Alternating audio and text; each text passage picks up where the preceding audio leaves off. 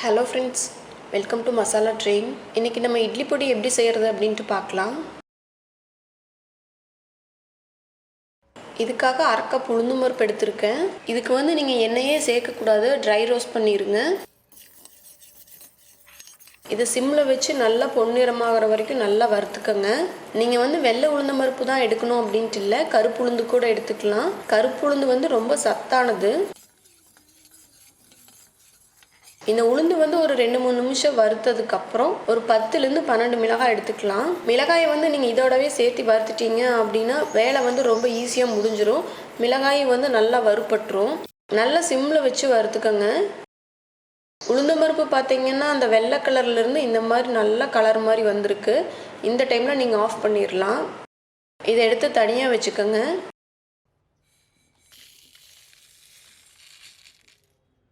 இப்போ அதே கடாயில கடலைப்பருப்பு 1/4 கப் வறுத்துக்கலாம். இதையும் சிம்ல வச்சு நல்லா பொன்னிறமாகற வரைக்கும் வறுத்துக்கங்க.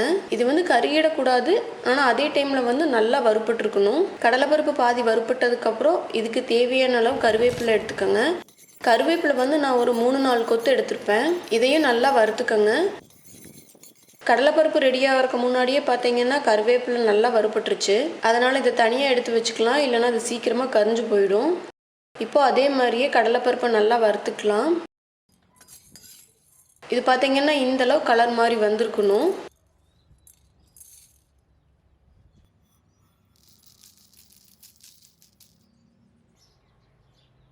கடலைப்பருப்பு நல்லா வறுபட்டதுக்கு அப்புறம் இதை எடுத்து இந்த மாதிரி தனியா வச்சுக்கோங்க. இப்போ அதே கடாயில கருப்பில் 1/4 கப் சேர்த்திக்கலாம். இதையும் எண்ணெய் சேர்க்காம ட்ரை ரோஸ்ட் பண்ணிருங்க. எள் வந்து நல்லா வறுபடுறப்போ வெடிக்கிற சத்தம் கேட்கும். ஆனால் சில எள் பார்த்தீங்கன்னா வந்து எந்த சத்தமே இருக்காது, ஆனால் நல்லா வறுபட்டிருக்கும். இப்போ நாங்கள் வறுக்கிற எள் கூட அப்படிதான், எந்த சத்தமே இல்லை, ஆனால் நல்லா வறுபட்டுருச்சு. அதனால் நீங்கள் அதை பார்த்துட்டு வறுத்துக்கோங்க. எள் வறுத்ததுக்கப்புறம் பார்த்தீங்கன்னா ஒரு நல்ல மணமாக இருக்கும். அதை வச்சு நீங்கள் கண்டுபிடிச்சிக்கலாம். ஒரு 4-5 நிமிஷம் இந்த மாதிரி நல்லா வறுத்துருங்க. இது வறுபட்டதுக்கப்புறம் எடுத்து தனியாக வச்சுக்கோங்க. இப்போ அதே கடாயில் மிளகு 1 டீஸ்பூன், அப்புறம் சீரகம் 1 டீஸ்பூன் சேர்த்து இதையும் நல்லா வறுத்துடலாம்.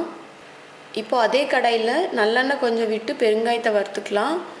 கட்டி பெருங்காயமாக எடுத்துக்கோங்க, அப்போ தான் நல்லா மணமாக இருக்கும்.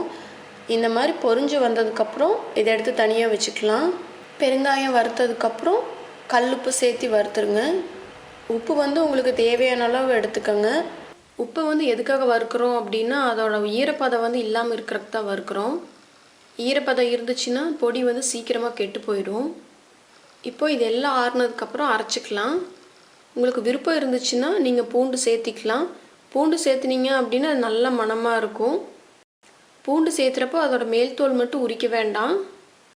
இப்போ இதெல்லாத்தையும் ஒரு மிக்ஸி ஜாரில் போட்டு அரைச்சிக்கலாம். ஃபஸ்ட்டு வந்து மிளகாய் அரைச்சிருங்க. நல்லா நைஸாக பவுடராக அரைச்சிருங்க மிளகாயை. இப்போ மீதி இருக்கிற பொருட்கள் எல்லாம் ஒன்றா சேர்த்து அரைச்சிருங்க.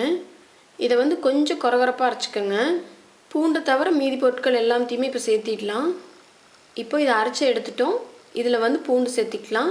பூண்டு சேர்த்துனதுக்கப்புறம் 1 பல்ஸ் இல்லைனா 2 பல்ஸ் விட்டிங்கன்னா போதும், ரொம்ப அரைக்க தேவையில்லை. அவ்வளோதான், ரொம்ப டேஸ்டான இட்லி பொடி ரெடி ஆகிடுச்சு. இது டேஸ்ட்டாக மட்டும் இல்லை, ரொம்ப மணமாக இருக்குது. இது கண்டிப்பாக நீங்களும் செஞ்சு பாருங்கள். ட்ரை பண்ணிவிட்டு எனக்கு கமெண்ட் பண்ணுங்கள். நம்ம சேனல் சப்ஸ்கிரைப் பண்ணாமல் இருந்தீங்கன்னா கண்டிப்பாக சப்ஸ்கிரைப் பண்ணுங்கள். நம்ம சேனல் பற்றி உங்கள் ஃப்ரெண்ட்ஸ் ஃபேமிலிக்கு ஷேர் பண்ணுங்கள். அடுத்த வீடியோவில் பார்க்கலாம். நன்றி.